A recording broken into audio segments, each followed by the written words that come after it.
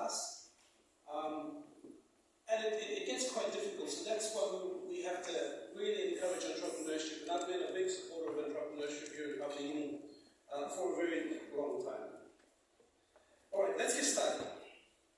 My talk for today is going to be on the 13 lessons that I learned from 13 years in business. Interesting. So, this is basically what I wish people would have told me 13 years ago when I first started my business. I incorporated my business, hang on, what is my business? I'll get into that. I incorporated my business back on the 6th of January 2010. This was almost like a year before the energy project was going to start. Everyone was so excited, we're going to make money, we're going to make millions, let's get started, let's do all this. I was a full-time employee back then, but then I incorporated a side business to do.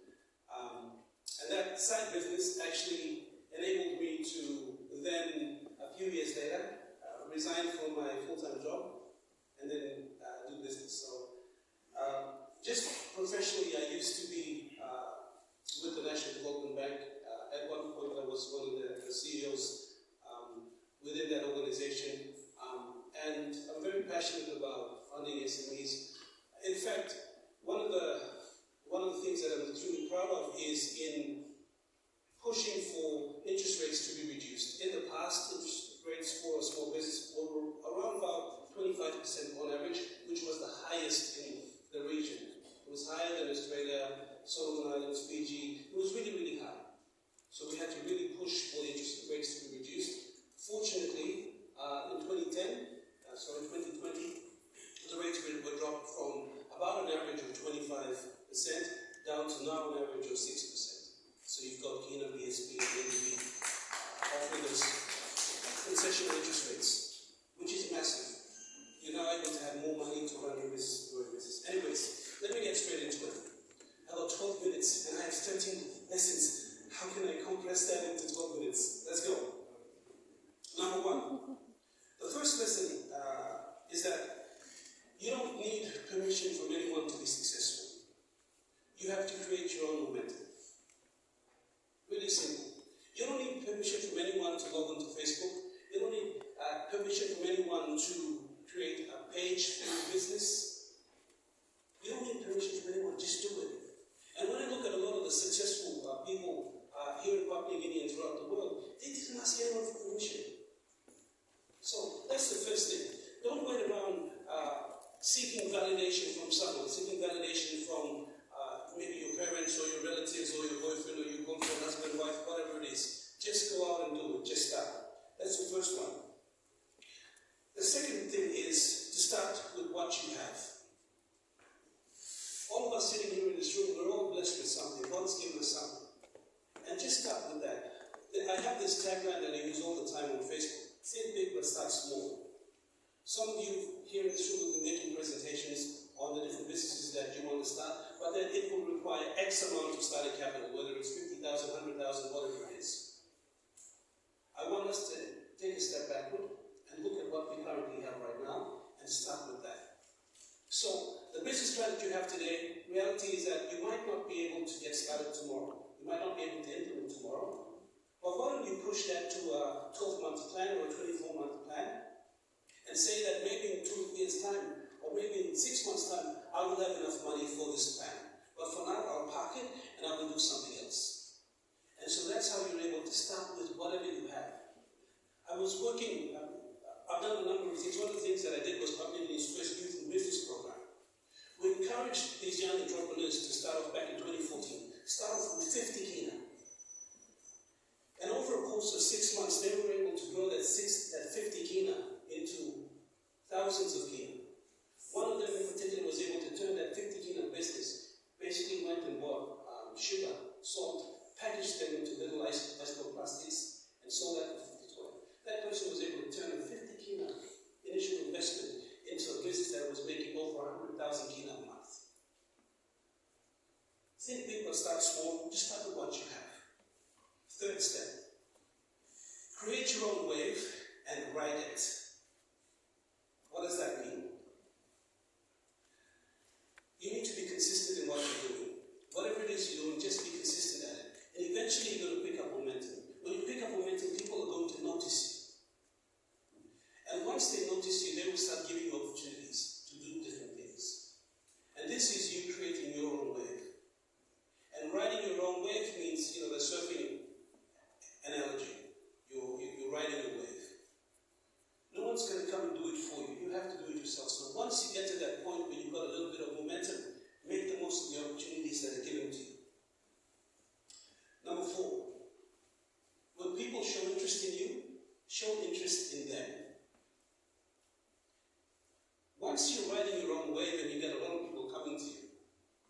it's very easy for us to start to dismiss people, business opportunities that are presented to us.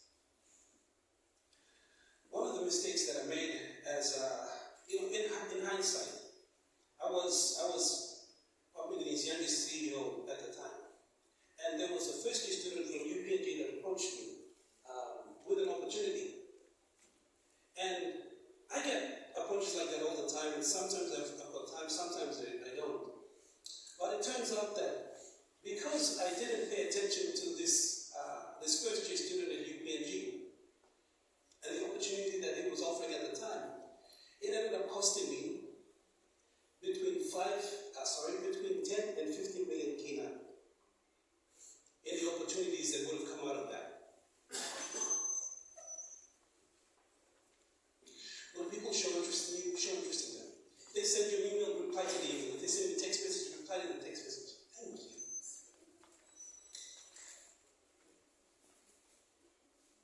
Sometimes it's going to be quite difficult to do that. Sometimes it'll be very easy. But certainly, when people show interest in you, take an interest in them. Some of them might be potential customers. Some of them might be partners. Some of them might be people older than you, seeking to mentor you and help to direct you. Take every opportunity that you get. Number 5, there's enough for everyone. I got 7 minutes left. There's enough for everyone. What does that mean? Sometimes we get discouraged when we have an idea and then we see someone else doing what we thought was our idea. I'm straight, it happens all the time, right? What I want to tell you is that there's enough for everyone. Papua New Guinea is a young country, and our markets here are unsaturated, meaning that there's enough for everyone. Don't be worried if you have an idea, but then someone else does it. There's more than 10 million people in this country. There's enough for everyone. Everyone sitting here in this room, you have got your own client base. You've got your own friends. You've got your own families. You've got your own opportunities. I'll give you an example of hire cars. The first business that I started was in hire cars. I was importing cars from Japan and I was hiring them out. Didn't go too well. As a small business, some of the people said, "Look, I'll get your car on 6 months hire." They took the 6 month hire, went and crashed it, and I lost it. But using the example of hire cars, for example, we don't have really big organizations that dominate that space. Each of you have your own friends, your own contacts, your own networks. You can easily get a hire car and offer it to the people that you know. And so, don't be afraid if someone takes your idea. It's not so much about the idea, it's about the execution. There's enough for everyone. Just because someone else is doing something doesn't mean that person dominates the market. There's 10 million people. That other person might only be serving 2 or 3 people. Go and start your own. There's enough for everyone. What's the next one?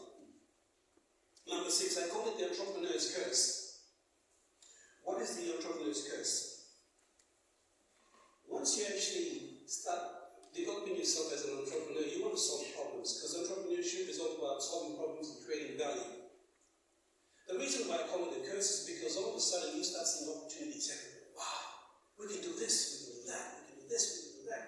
And before you know it, you've got so many opportunities and you're just confused. You end up confusing yourself about what you want to do. That's what I call the entrepreneur's curse. There's an analogy that comes from England where they used to go rabbit hunting. And it goes like this: if you chase 2 rabbits at the same time, both of them will escape. If you try to go after too many things at the same time, you're not going to catch any of them. That's what I call the entrepreneur's curse. Trying to do everything else. Number 7, I've got 4 minutes left, is basically knowing your customer. All of you here in the room, you have a business plan. But who is your customer? There's a word called avatar. Knowing your customer avatar. That's really, really important. Over the last 2 weeks on my column in the Post Career, I've been talking specifically about that. You need to be able to specify who your customer is. How old are they? Are they single? Are they married? What is the educational level? What is the income level? Once you know these things, you'll be able to tailor the product or service to the specific customer, and then you'll be able to make a lot of biggest mistakes that people make is that when they're advertising, they have no idea who they're advertising to. And so you can spend a lot of money advertising, but then you don't get any feedback. You don't make the sales that you anticipated making. And that's because you never specified who your customer was. Number 8, know your products and services and stick to it. If you're selling a physical product, it's easy. Oh, I sell water, and that's it, that's your business.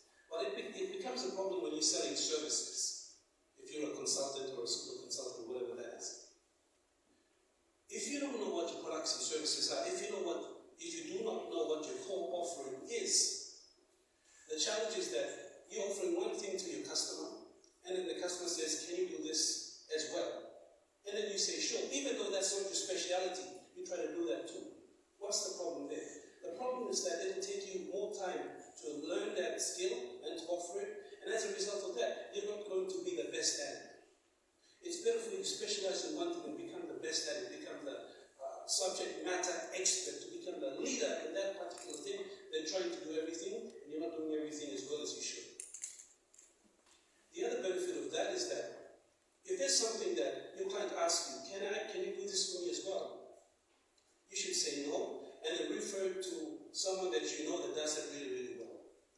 When you refer business to other people, when someone asks those people, do you know someone who does this, they will refer business back to you. And so in that way, you're able to grow together. So don't try to do everything yourself. All right, what's the next one? Number 9, build strong relationships. The right relationships motivate you to be successful. The right relationships can offer you starting capital. They can also become your first customers as well. It's really, really important for you to have that. Communities are foundational to success. What are some of these relationships? Obviously, you can't go past your family. Family is important. Your classmates, that's really, really important. People you go to church with, people that you play sport with. These are going to be your initial customers, investors, supporters, that sort of thing. So you have to foster these relationships. Investing in these relationships can give you a higher return in the long run. I'll give you an example. If you want to put an ad in the newspaper to advertise a product or service, a quarter-page ad will cost you about 3,000 to 5,000 kina, depending on which day you run it and whether it's color or black and white.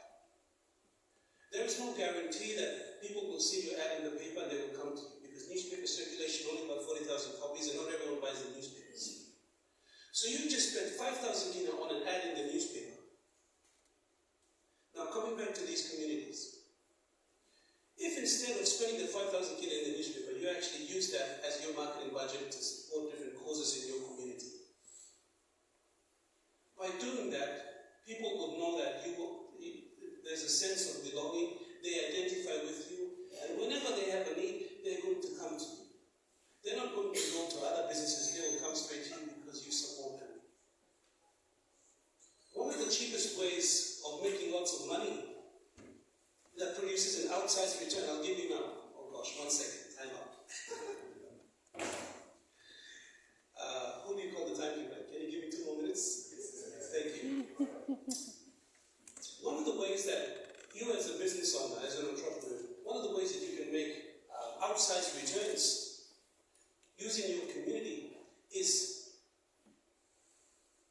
I'll share it with you now, 100 kina dishes. What is 100 kina dish? I'm not telling you to go and do your fundraising to start your business selling 100 kina dishes. You know what I'm talking about? These people, they cook food and then they say, oh, I'm doing fundraising 100 kina dish. Yeah? Basically, some people who are doing their fundraising for 100 kina dishes, these are influential people in their organizations. They have the right to approve things. They have the right to raise checks and sign for payments. I'm not telling you that you buy 100 kina dish because you want something in return. I'm talking about building community, building relationships, because in this world it's not about what you know, it's about who you know. And so, no man is an island, no woman is an island. You have to be able to give, and when you give, you're able to receive back. Okay. Number 10, almost done. The 10th lesson is go big. What do I mean by go big? Every day you will spend about, if you're working on your business full time, you will spend about 10 hours a day working on your business. You will put the same effort into growing a big business as growing a small business. It's the same number of hours, same effort. So because you're going to be expending the same level of effort, why don't you go for a big dream? Don't waste your time doing something small. And I know that I did say that think big, start small, but then your vision, your ultimate vision should be a massive one. Like my goal right now is that I want to be able to employ 1,000 people working for me. And so I'm working towards providing opportunities to be able to create that level of employment. Think big, go big. Number 11, hire well. In Papua New Guinea, the average SME, small business, employs about 4 people. These 4 people, they can take your business to the next level or they can kill you. So hire well. Don't just hire your friends, your family. Hire the right people. There's someone that I follow. His name is Alex Colosi on YouTube. And he talks a lot about business and gives tips. One of the things that he says is that you are one hire away from doubling your revenue, from tremendously changing your business. One hire meaning that the constraint that you have to grow your business might be that you're not good at marketing. If you hire a marketing person, you'll be able to go from making 10,000 a month to 100,000 a month. If you're not good at a particular skill, by bringing that person in, you'll be able to really, really improve your business. So, hiring well. Maybe the wrong employees can also destroy your business. And so one of the ways to protect that is you've got to make sure that your employees, when they join your business, they've got to sign their offer letter, the contract has got a clause in there called a non-competition clause. Meaning that when they leave your business, they cannot compete against you for a period of 6 months, 12 months, 2 years, whatever it is. And if you don't have a non-competition clause in your business, I tell you, only the side of the intellectual property you have. They're going to take it out, they will compete against you, and they will beat you. So hire well. Your employees can either build you up or they can destroy you. Number 12, I'm almost done. Who you marry matters. Raise your hand if you are single. I'll be minded, please. Good. So you guys some of you are telling me, but it's okay. Who you marry matters. You marry the right person, they're going to help you to grow your business. You marry the wrong person, you're going to destroy your business. Simple as that. Ladies, your husband can make you or break you. Men, your wife can make you or break you. And when you enjoy a little bit of success, men, don't go and run and get second wife, third, fourth, fifth wife and line them. I'm talking from experience. Not that I've got 3 or 4 wives. When I was with the National Development Bank, we would have clients that would come in, and when they came and got the first loan, husband and wife, they're working together. They pay off the loan, and once they start making hundreds of thousands every month, now, finish. The husband goes, starts lining them up now. And then the signatory for the checkbook is who? The wife. That's ringing anyways. I think it's not a good topic, so I should stop. Anyways, who you date, who you marry matters. And the last one,